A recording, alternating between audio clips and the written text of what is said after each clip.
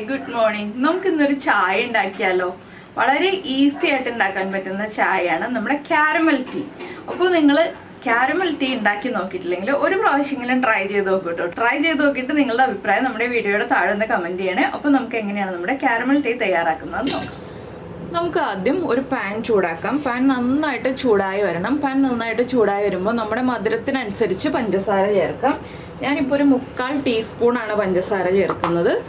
3/4 teaspoon പഞ്ചസാര ചേർത്തിട്ടുണ്ട്. ഇനി പഞ്ചസാര ഒന്ന് കാരമലായി വരണം, അതുവരെ നമുക്ക് വെയിറ്റ് ചെയ്യാം.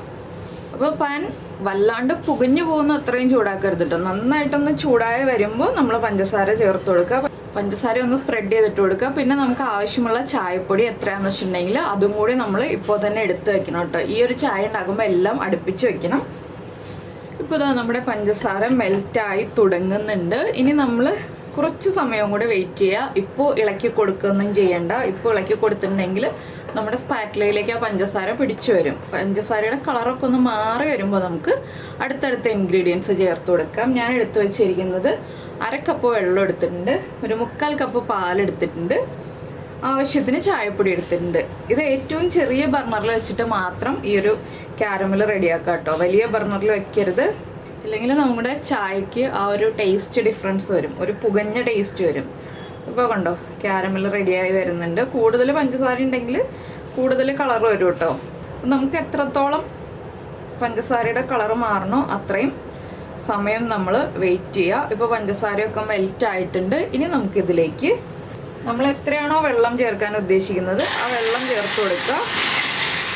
വെള്ളം ചേർക്കുമ്പോൾ കുറച്ച് കൈ പൊക്കി പിടിച്ചിട്ട് ഒഴിക്കുക കേട്ടോ. എന്താണെന്ന് വെച്ചാൽ പഞ്ചസാര കാരമലായി വന്നതാണ്, പൊട്ടിത്തെറിക്കും, അതുകൊണ്ടാണ്. അപ്പോൾ നമ്മുടെ വെള്ളവും കൂടി ചേർത്ത് നന്നായിട്ടൊന്ന് തിളച്ച് വരണം.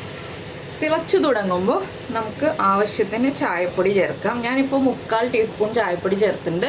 ഞാനൊരു മീഡിയം സ്ട്രോങ് ചായയാണ് കേട്ടോ ഉണ്ടാക്കുന്നത്. ഒരുപാട് മധുരമില്ലാത്ത മീഡിയം സ്ട്രോങ് ആയിട്ടുള്ള ചായയാണ്. നിങ്ങൾക്ക് നിങ്ങളുടെ മധുരത്തിനനുസരിച്ച് പഞ്ചസാര ചേർക്കാം എന്ന് പറഞ്ഞത് അതുകൊണ്ടാണ്. ഇനി ആ ചായപ്പൊടി ഒന്ന് വേവാനുള്ള സമയം കൊടുക്കുക. നമ്മുടെ പഞ്ചസാരയൊക്കെ ഈ ഒരു ചായപ്പൊടിയിലേക്ക് മിക്സ് ആയിട്ടുണ്ട്. ചായപ്പൊടി കുക്കായി തുടങ്ങുന്നുണ്ട്. ഒന്നുകൂടി ഒന്ന് തിളച്ച് ഒന്ന് കടുപ്പമായി വരട്ടെ. കുറച്ച് സെക്കൻഡ്സ് മതി കേട്ടോ, ഒരുപാട് സമയമൊന്നും വേണ്ട. ഇതിലേക്ക് നമുക്ക് നമ്മൾ എടുത്തു വെച്ചിരിക്കുന്ന പാലും കൂടി ചേർത്ത് കൊടുക്കാം. പാല് പിരിഞ്ഞു പോകുന്നില്ല കേട്ടോ. ഇങ്ങനെ ചായ ഉണ്ടാക്കി കഴിഞ്ഞാൽ ഒട്ടും തന്നെ പാല് പിരിഞ്ഞു പോവില്ല.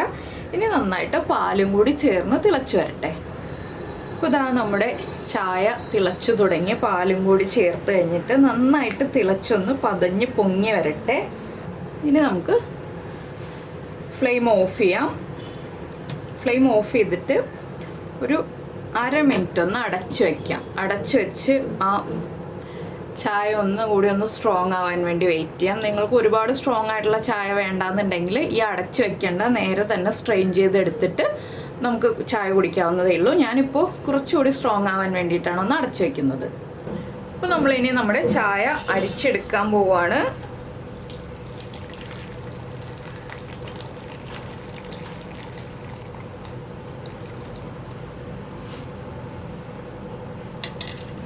അപ്പോൾ ഇതാ നമ്മുടെ ചായ ഞാൻ ഗ്ലാസ്സിലേക്ക് മാറ്റിയിട്ടുണ്ട്.